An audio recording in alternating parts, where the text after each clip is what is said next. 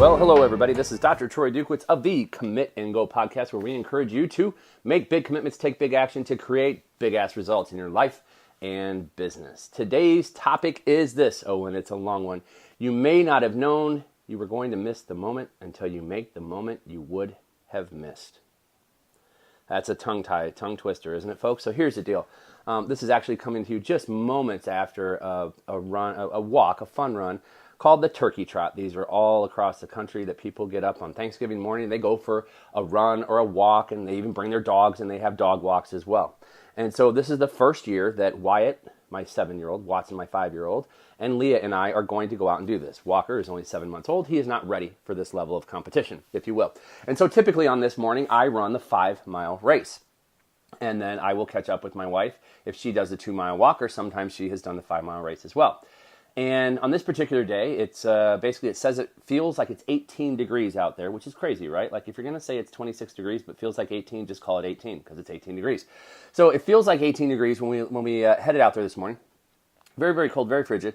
And we're all dressed up and we're ready to go. And we get out and we start the walk. That's right. I have chosen to do the 2-mile fun run / walk instead of the 5-mile. Why? Because the last thing I want to do is make them have to wait 20 or 30 minutes for me in the freezing cold before heading over to the car and taking off and going home. And so I decided to do the run. Now, there was another reason, and it's the more important reason, because I just needed to be with my family. Like, that's it. You know, there's the competitive version of me that says I want to go compete against myself because each year for the last 3 years, I've gotten faster and faster and faster running this race. It's not the competition against other people that are out there. It's, can I beat the old version of me? But then there's the other side of it, which is another version of me.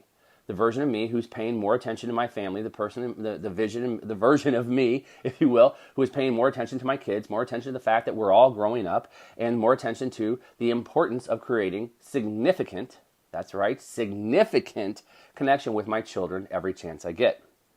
That, ladies and gentlemen, won out over me going to try to beat a faster time in a 5-mile run.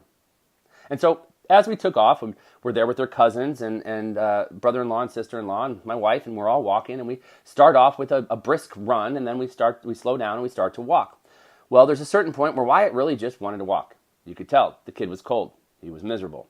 Watson wanted to be carried, so I rucked with him for the remainder of the 2 miles, put him on my shoulders, and we took off. And as we continued to go, there was a point where he was getting really frustrated because it was so cold. And really all he wanted was the prize at the end was a mini pumpkin pie. And so as we're going through it, we're trying to motivate him. We're trying to get him to want to go, to want to run. And he's just not really having it. He really didn't want to be there. He wasn't sure of how cold it was going to be. He didn't really understand the full circumstances of what's going on. Now, he has done a run before. And the last run that he did was a 1-mile fun run. He ran the whole thing. And it was after I had already run a race. And so what would end up happening is now he's running 2 miles and has no idea that we're going to be doing 2 miles. And in the last race, they just showed up. They showed up. I had already run a race. They showed up when I was done with the race, and we hopped in and did the 1-mile run. So it's just a little bit, I just give you that explanation because it's just a little bit of a different dynamic towards this run, and it's a little bit colder in Green Bay, Wisconsin than it gets in St. Louis, Missouri. Now, we get cold weather, but it doesn't stick. So here we are. We're doing this race, and we're walking and walking and running and walking and walking and running and running and walking. And we finally turn the corner, and we say, okay, look, we're going to run to the finish line, though. Like, let's finish this thing strong. And so when the minute we turn the corner, we see the finish line, everybody starts to run. And we all run across the finish line. Now, there's so many different things here that are important. And I'm like, we could sit here and talk about it. It's not even it's how you start, it's how you finish. Right? Like, I think you get that. I think you get the metaphor here that he sprinted across the finish line. It's a victory. He could have given up, he could have walked, but he ran. He sprinted across the finish line. And I would challenge you as you just look at your own life to say, hey, where do I need to sprint across the finish line? But then there's part 2 of this. And part 2 of this is way more important to me than part 1. Now, part 1 shows his character that he didn't give up. That's extremely important. Part 2 is the fact that we saw a turkey there that's dressed up. And with that turkey, the boys wanted to stop and get their picture taken. And so we waited in line, and they walked up to the turkey. And the first thing Wyatt did, though, which is what he does all the time when we get pictures taken with Mickey Mouse, Minnie Mouse, any other stuffy that we see, is he gives him a hug. So he walks up to the turkey and gives him a hug. My heart melts. The people standing around, you hear people go, oh my gosh. And you can just hear the hush of the people standing around this, waiting for their picture with the turkey, when they just see and feel the heart of my 7-year-old son giving the turkey a hug. And he turned around and got his picture taken. I gave him a hug and a kiss and told him how kind he is and how much I love his kind heart. Leah would give him the same type of hug and attention, and we would walk away. There's 2 things I would have missed had I run that 5-mile race. I would have missed my son running across the finish line after battling with not wanting to run at all. He finished strong. The second thing I would have missed is my son showing his kindness to the world. He didn't care who's standing around. He didn't care who was watching. What he wanted to do was give the turkey a hug. Well, folks, when we look at our lives, when we look at these 2 different dimensions of today's discussion, first and foremost, where is it that you need to finish strong? We look at this time of year, as of this recording, it's Thanksgiving 2018, and we're coming up on the last month of the year. What do you need to do to finish strong? Maybe you hear this 10 years from now. What do you need to do to finish the month strong, or the week strong, or the day strong? Where is it that you feel like giving up in the middle, but you need to just push through? You pick the area. You know, we talk about body, being, balance, and business. We talk about our health. We talk about our relationships. We talk about our spirituality. And we talk about our businesses. Where is it that once and for all you need to see it through and finish strong? And part 2 of this becomes, where is it that you need to display more kindness? Like, I watched him do that, and I thought, what a great world it would be if really, literally, everybody just started walking up to that turkey and giving hugs. And what if they all turned and started looking at each other and giving hugs? The beauty of our children is that what they don't realize is that at this time of year, people tend to be a little bit more kind. Thanksgiving and Christmas, you tend to see more kindness. At least I do, maybe with exception to Black Friday. People say Happy Thanksgiving. People say Merry Christmas. People smile a little bit more, even if they're stressed out.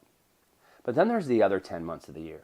In those other 10 months of the year, we tend to forget the kindness that we remembered in November and December. Children don't know this. My son would hug somebody in January. My son would hug a stuffed heart in January because it's kindness that's within him. It's just a part of who he is. Watson is the same way. It's just a part of who he is, as he snuggled up into the turkey, giving him kind of that sideways hug. So where is it in your life right now that you need to be a little more kind? It might be kindness to yourself. It might be the fact that you're just not taking good care of yourself, and it's time to just start being kind to you. Start treating you with more respect. Start treating you with more kindness. Maybe that's the area. Maybe it's in your relationship with God, and it's time to be more kind and caring in that relationship, to actually move it towards the forefront and become more connected with that deep inner voice. Maybe it's in your relationships. Maybe it's in your relationship with your spouse, your children, significant other, friends. But it's time to show more kindness. Maybe when you get to work, it's time to be more kind to your employees and show them that side of you, that heart that you have inside of you. I don't know where it is for you, but what I know is that if we would all finish things strong and display a lot more kindness in our lives to ourselves and to the people around us, we could create a much better world. And in the process, we elevate ourselves, we elevate who we are, we elevate this life that we're creating. You know, do you want to be rich and wealthy and be an asshole? Or do you want to be rich and wealthy? And I mean in all dimensions of life, not just materialistically, but spiritually. Do you want to be rich and wealthy in all aspects of life, but also be kind and caring? You get to choose. I get to choose. What I know today is that had I chosen to run the 5-mile race, I would have missed the moment. And I would have gotten the replay from my wife. And the point of this whole podcast has been what?